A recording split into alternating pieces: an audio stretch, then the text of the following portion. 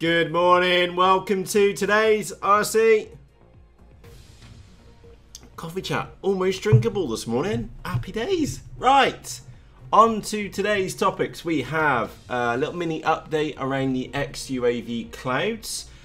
We've got a redundancy receiver, which, redundancy board. We'll get onto that in a few moments.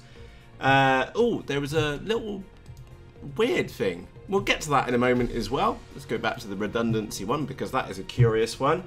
The Sky Shadow, she is moving on to a new home. So I've got to try and get the little hex bolts out the back because they didn't want to come out. And oh, we had a Cobra motor turn up as well. Smells like oil, lovely. And the Wombat. We'll get to her last. Okay, so topic number one is the XUAV clouds. Now, actually, what I'm going to do, let me just go and stick a photo up on your screen, and you can admire my. That's not the best work. I've clicked the other one. It'll pop up in a second. Let me just go and get the lid off the clouds, and then you can see what I mean then. And apologies, it is down the other end of the office with wherever I put it. It's here, honest. There it is. Right. Did that pop up? Yeah, it did. Brilliant. I was a bit unhappy with the inside of the fuselage, so what I've done is that's only some 1.5mm plywood, and I used some paper just to mark out the inside. Now in here you probably can't see it very well, but there is a line running all the way along there so that you can make it like a little mini floor or mezzanine inside of the actual clouds itself. Now I was looking at that and I just felt it needed a bit of reinforcement, so I got some just piece of A4 paper, just rubbed it round with my thumb, and I've got the outline in there, and then I've just carved out a piece of just 1.5mm plywood, and my intention is that once I've got the fuselage stuck together, I am going to mount a piece of ply on each side, and then a piece up on the nose as well, and then I'm going to put a plywood floor inside. Now the floor is going to be a thicker plywood. I suspect that will probably be 3mm plywood in there, and the thing is, the reason why I'm doing that is because that then gives me options at a later date, so that if I do want to put a floor in there to make a raised bed, like put the Vector in just to make it easier to use, then I can do at a later date. And also it will stiffen up, and again, it's not like it flexes or anything. I'm just concerned, like with my Phantom FX61, I fiberglassed the bottom of the hold, whereas this one, I don't actually intend doing that. So what I'm going to be doing is just putting like a plywood inside base in there, and then I've got options later. And plus, if I want to screw stuff to the sides, I can do. I know it's not, let's be honest here, it's not absolutely required, and it'll probably fly fine without it, etc, etc. But just for my purposes, my uses of this model, I feel it's required to put that plywood in on either side, and then that gives me options later. Now also something which I've spotted is that this lid section, and unfortunately it is the lid section with a dent in it, and I haven't done the hot water trick on it yet, is that it's not very thick, and it's all a bit flexible, and because this is like one of the main parts which is going to get taken off pretty much every single flight and on the flight line, is that what I'm actually going to go and do is I've marked around the inside edge. I've had the model upside down with the top half in, and I've marked around the edge, and then what I'm going to do, I'm going to fiberglass the inside section of this so that this top section becomes really, really rigid. And I know that I'm adding weight, but then also I'm thinking long-term usage of the model. I think it's a very good idea to do that, so that's what I'm going to be doing with the lid. So a little mini update on the XUAV. That's as far as I've got with it so far, and again, I am trying to chip away at models in chunks here at the moment. The next topic is redundancy. I saw this pop up on Banggood, and I remember seeing something this on the FR Sky website.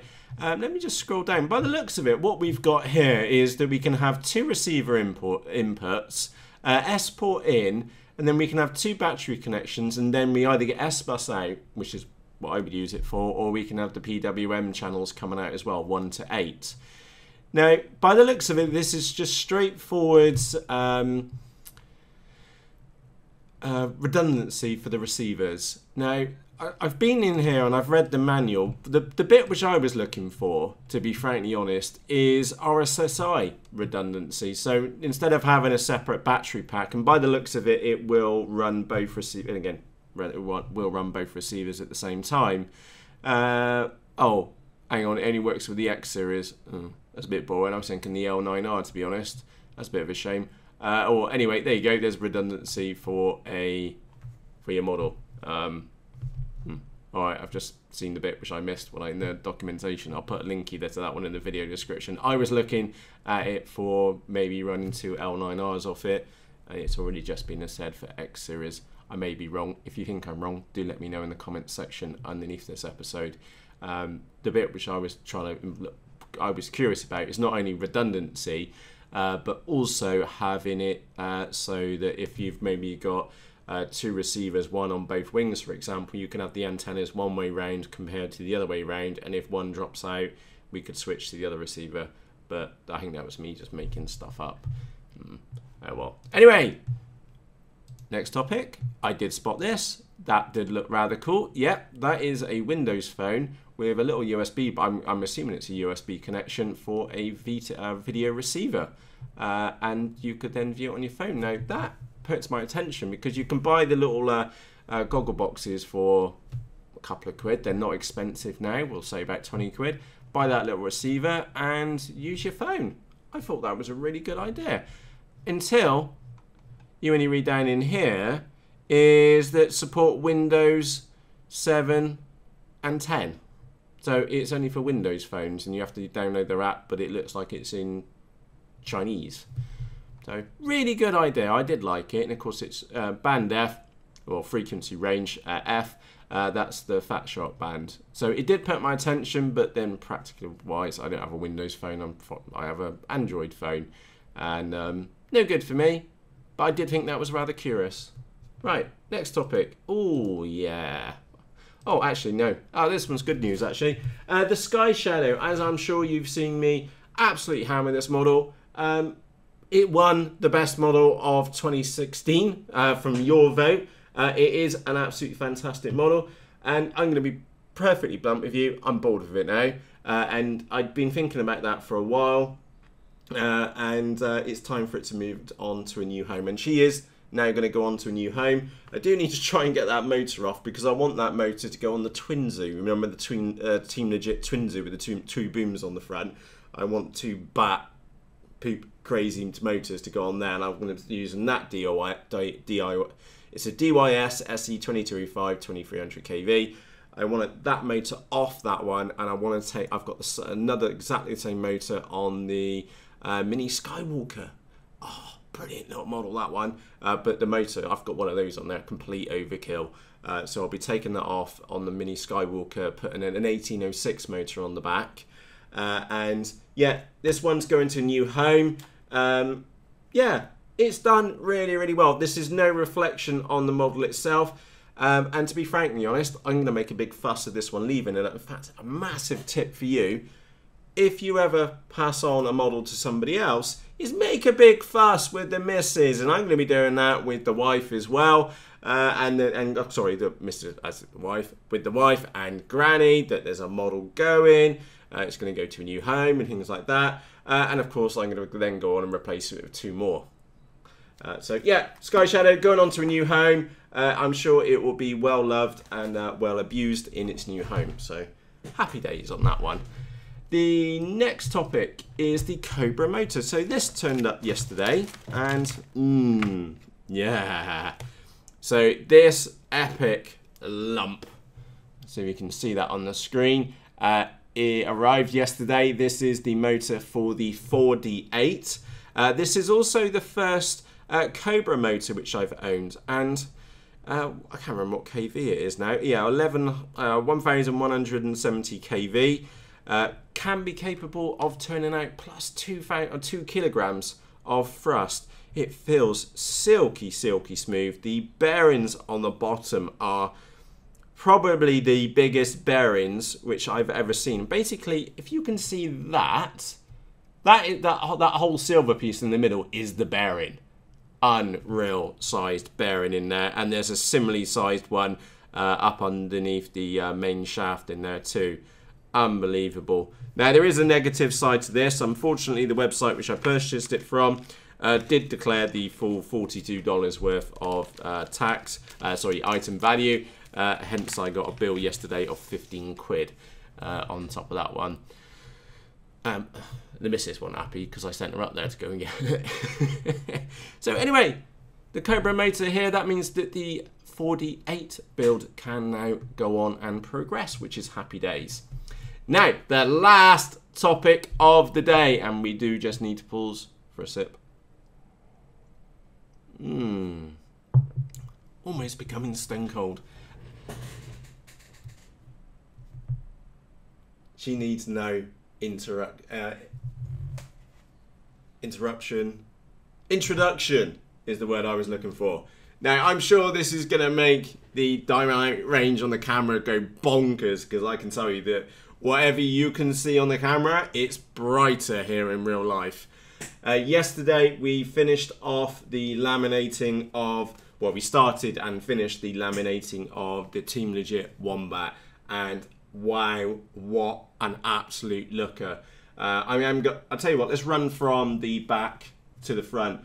So we've got core flute, tail fins, we've got the supplied servo in there, which I made that little wing bed, which I don't know if you can see, make sure that's on the camera. I made a little protective wing bed for that to sit in, and then it's secured down with cable ties as well. The booms, wow, they were like bit floppy EPP, and we stuck those 4 pieces of carbon in it, and they, wedding tackle grade now, really stiff, really stiff. And then I had some issues over the length of the booms, and then just like my meticulous planning, I was here with the CFG line, just working it out what it needed to be for my setup, and that's what I've been and done. I don't know the exact measurement. If any of you want the exact measurement, let me know and I'll stick it in the comments section for you. What else did we do? Yeah, with booms in, I dug the booms in deeper into the wings. That made a massive difference. This wing section, what I've done is that I've got carbon rods down the front of here, just some 2mm carbon rods on either side. I've got a big 3 or 4mm carbon shaft or spar going all the way through here. I put another one in through here as well, and then just to top things off, I put some, I think it was 4mm by 1mm strip down here, and it is actually these which made potentially the biggest difference to this model, because this wingtip here was really quite flexy. As soon as I put that in, that really did stiffen up that end part of the wing, which is brilliant now. So for flight characteristics, that should help it, because it was a little bit flexible here at the wingtips, which I didn't like. The motor, right now I've got a Turnigy D28 26 2200 kV with a 6x4 prop in here. The only negative I can actually say about this model so far is that I would have personally preferred to be able to swing an 8-inch prop in here, but in reality I can only fit a 7-inch prop in here maximum. I could fit an 8-inch prop in here, but it would end up hitting the side. So I would have liked a bigger prop so that we had more choices over motors, and that's just me being honest with that one. But that said, with that motor on 4S, it's going to be absolutely bonkers in the sky. Team-Legit motor mounts, like the best motor mounts I've come across. They are absolutely fantastic. That's not going anywhere at all. I'm using the supplied ESC in there, which, yeah, it was nice because the heat shrink comes separated, so that I was able to work out things, what was going on with that. Oh, I did make a mistake. You'll see that there's some black Sharpie pens on here. I did think that the spray paint was gonna get rid of the cover over the Sharpie pen, but no, instead what's happened is the Sharpie pen has popped out through the glue, so I've made a big mistake with that, a mistake which I've now learned not to do, and I please learn from my mistakes. Just use a pencil or something instead rather than using a Sharpie pen. That was fun. I've got servos out on the wings. I do need to do the control horns and the control and the push rods. I have specifically placed the servos smack bang in the middle of the movable surface here, so that we have maximum like strength from the servo, going in the middle of the control surface for maximum authority in the sky. I've seen the other models. I'm going to have to do this on the 48, where we have the surface being moved with the control horn further down the elevon. In this case, it just made sense to put it in the middle because this model will be flying bonkers fast. The top of the battery bay, I've just made a little core flute cover, and I'm just using a bit of core flute to use as a catch. I do need to put an XTC60 connector in there, and I do need to sort out the power supply for the video transmitter, which needs to go in. I will be using a cable tie. I'm sure you've seen me do that before around the video transmitters, so that I can get it out on the flight line, change the channel if I need to on the flight line. So I always use a mechanical fixing for my video transmitters, no matter what the model is, just in case I need to change it because somebody else can change theirs. The hold is absolutely massive. It does go in quite far inside there, so that does give me options around battery size and also placement. On the nose, we have, let me move this around, I've set this up so I can have my Runcam 2 on the nose and a Runcam FPV camera. Right now the Swift is in the front of the nose, but because of the horrible weather we got here at the moment, I will pull that one out. I needed to put one in for some photographs. Anyway, I will take that one out and swap that to the Runcam Owl Plus because the colours really do pop and it will handle absolutely awful lighting conditions.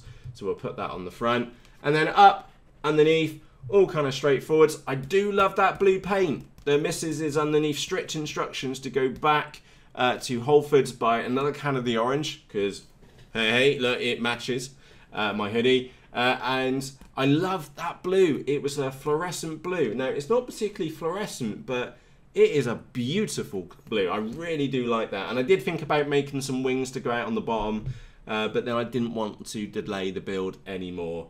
And then we have the D4R2 receiver sat in here on the right wing. Now you'll notice the placement of the antennas. They come out at, they're both at 90 degrees to each other because I measured them out with a ruler and the set square, and they are both at 90 degrees to each other, but they are both at different angles to any of the carbon fiber which is in the model, so that that should help with reception on there. Laminating it was an absolute child's play. It looks like a complicated model, but again, I want to share my approach with you, which was, again, generally I like to work from the back of the model to the front of the model, and the reason for that is so that any seams, they don't pick up any dirt because the seams are always going that way. So we started at the back, we did the bottom part of the booms around here. We did that section first on both sides, then we did the booms up to about here, and then we did the bottom pieces, the booms, and of course we also did the top pieces, the booms then as well. Then that was the missus which did that part. Then she had to leave to go and pick up the kids, so I then went on in the evening and I just started with the bottom. I did this bottom part of the fuselage, which did actually come up right up into the battery bay, so I was quite surprised about that. And then I put another piece along the top and finished off the top section. And then I did the bottom of the wings, which was dead simple. I cut out a nice big sheet to go on there, and I started on this side and came across. When I got to this section, I then cut down, and then across, and then just used the iron and got that down, and then did up into the corner and then trimmed that off. No, I did actually. I measured up against that line there, so the sheet went up against there, but then I started on that side and it just worked out well over there. And again, I did the same on the opposite side. And then finally, I then did the top part of the wing, which was basically just a reverse of the bottom, really straightforward to do. And I had a tiny little bit to tidy up here around the motor mount. And then the reason why you do the bottom first and then you do the top after is that this top skin comes around, and then you probably won't see this on the camera, but then I've lapped it round about 3/4 of an inch on the leading edge. And again, it's to do with that seam. So that seam is facing that way, so no dirt or moisture can get in that seam easily. So if I land it in wet grass, for example, then there's no water trying to get rammed into the seam because the seam is going the wrong way round. But 2 control horns, 2 push rods, a video transmitter, and a tiny bit of wiring, and the Wombat is ready. And I am, yeah, yesterday I was suffering from build sickness. Today, I'm a very, very happy man. So I'm going to put a link to these kits in the video description for you. Do note, I bought this one out of my own money, and I am now very, very happy with it. Obviously, we've got a maiden to get done. I don't know when we're going to get that done. The weather here in the United Kingdom is pretty cack at the moment. It's windy, and I think we're due for some rain stroke snow shortly. So we'll see on that one. Well, I say snow, it'll probably just turn into sleet. Really disappointing. I really am looking forward to flying in some snow. Whether that will happen this year, nobody knows. But hey ho. Anyway, that is my Wombat. I really do like this. Obviously, we need to see what she flies like in the sky. But just look at the profile on her. We know with a great big 4S battery on the back and a psychopathic motor, that is going to lead to some fantastic days worth of flying. I genuinely cannot wait to get this one in the sky. I can't believe the orange came out as well as it did, and I can see it on the camera over there. It really is popping out on the camera. It's mad. Absolutely mad. Yeah, very, very happy boy. So we got that one sorted. Yeah, Wombat, amazeballs. If you would like to see some more images of that, what I'm going to do in a couple of minutes time while this episode is rendering, I'm going to go and dump all the photographs which I have of the Wombat over in the Facebook group. So a shameless plug for the Facebook group. There is a link to the Facebook group in the video description for you. Click the link, there's a little join button in the top right hand corner, and then you can join in with the after party to the RC coffee chat, and just chat with actually 350 other cool pilots just like you. So on that note, from today's topics, we covered the XUAV clouds. Yeah, I make them plywood inners so that number one, it stiffens up the hold, and then it gives me options later on. Much easier to retrofit if I've got wooden panels to glue or to screw into in there. And I will also definitely be fiberglass in this lid. I do see that as a bit of a weak point in here. I'm just being realistic over time. That is going to take a bit of abuse. So bit of fiberglass in there. Really, really will stiffen it up. It probably only needs just like a small patch in there, and I'll mix that up with some 40-gram glass fiber cloth, and probably, I think I've got some 30-minute epoxy to give me a little bit more time on this one, because I'm in no rush to get this one built. So I'll probably use 30-minute epoxy just so that I've got lots and lots of play time and I can clean up any mess as needed. And I will use some masking tape along these edges just to ensure that they stay as clean as possible. So that's the clouds progress. Yeah, the redundancy receiver, well, it's not receiver, sorry. It's a power redundancy. Sadly, didn't meet my requirements. The Windows receiver and little app, I did think that was very curious, but only available for Windows phones. The Sky Shadow, she is moving on to a new home. I need to go and take a few parts out of her, and I need to go and have a fight with the whatchamacallits, getting those little Allen screws bolts out. That'd be fun. I think I might end up with getting the Dremel with one of the little plates on it and trying to grind it out.